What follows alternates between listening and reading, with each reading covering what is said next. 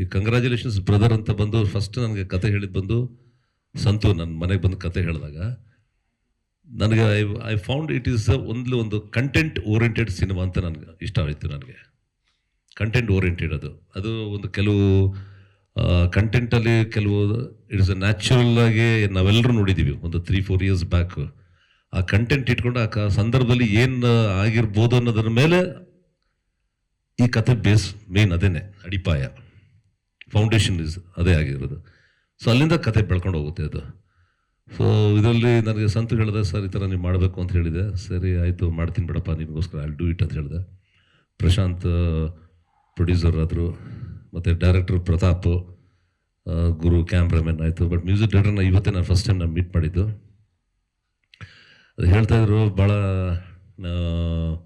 ಎಲ್ಲ ಸಂಕೋಚ ಪಡ್ತವ್ರೆ, ನಾಚ್ಕೋತವ್ರೆ ಮಾತಾಡೋದಕ್ಕೆ. ನಾನಂದೆ ಪ್ರಶಾಂತ್ ಪ್ರೊಡ್ಯೂಸರ್ಗೆ ಹೇಳಿದೆ, ಸಂತು ಹೇಳಿದೆ ಏನು ಮಾಡೋಕ್ಕಾಗಲ್ಲ ಸುಮ್ಮನೆ ಇರ್ರಿ, ಇದು ಫಸ್ಟ್ ಸಿನಿಮಾ ಅಂತ, ಇನ್ನೊಂದು 2-3 ಪಿಕ್ಚರ್ ಸಿನಿಮಾ ಇಡ್ಲಿ ಕೂಡ ಕೆಲಸತ್ತೆ ಎಲ್ಲರಿಗೂ ಮಾತಾಡೋದಕ್ಕೆ ಏನಂತ ಹೇಳಿದ್ದೆ. ಸೊ ಇಟ್ ಹ್ಯಾಪನ್ಸ್, ಮುಂದಕ್ಕೆ ಎಲ್ಲರಿಗೂ ಬರುತ್ತೆ ಅದು. ಸೊ ಅನುಭವದ ಮೇಲೇ ಎಲ್ಲರೂ ಒಂದು ಮುಂದಿನ ಕೆಲವರು ಇದು ನಡ್ಕೊಂಡು ಹೋಗುತ್ತೆ ಅಷ್ಟೇ.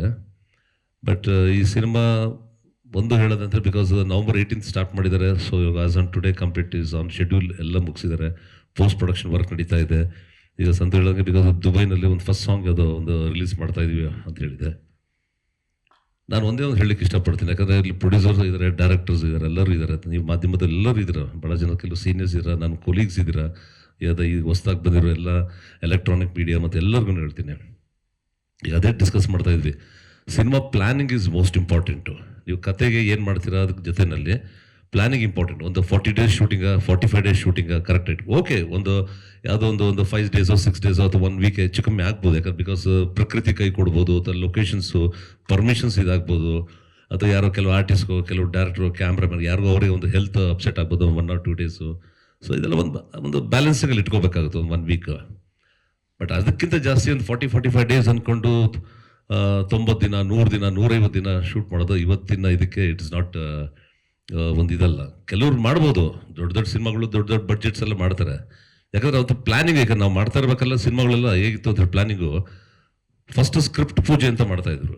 Script that is the main, ಅದೇ ತಾಯಿ ಸರಸ್ವತಿ ದೇವಿ.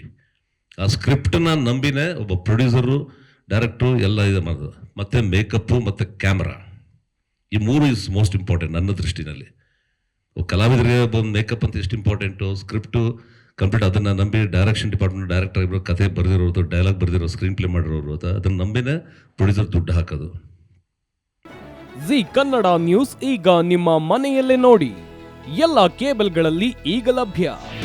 ನಿಮ್ಮ ನೆಚ್ಚಿನ ಜಿ ಕನ್ನಡ ನ್ಯೂಸ್ ಈಗ ಸನ್ ಡೈರೆಕ್ಟ್ ನಲ್ಲಿ number 292, Tata play number 1664, Jio TV number 1334, NXT digital number 30, in cable number 30, city networks 51, U digital number 162, GTPL number 17, Rockline telecommunications number 42, Shri Basaveshwara cable number 168, rural cable network 60, Vinayaka digital 57, Abhishek cable 821, city channel 53, Siddeshwara cable network 57, V4 digital Infotech 628, Surya digital networks 53, Gajanan digital number 836, Malnad Infotech private limited number